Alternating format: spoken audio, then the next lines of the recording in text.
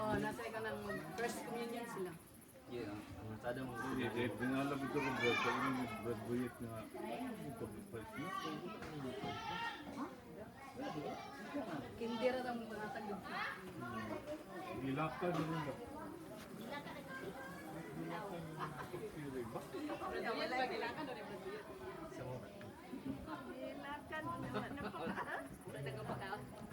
Sabi kaya ko nga brad. Kain mo na yun. Kaon yun yung pirmi. Magdala magini. Dili na anak. Kaon yun. Ginaamot. Inayin siya nga. Nalabdan ba na Ana bagay siya. Alas 6 gabi. Ikaw man yun. Ikaw man yung pakaon. Bihon. Pakaon na. Ikaw man. Magluto ko man. Alas 2 na. Papakain. Siya nag-uugay. Nagani kay wala dito sa makupa sa'yo. Ako makupan. Nahubagan gid siya pagkaugma. Dayon pa ko. No, Usa mo na buutan ang ginoo.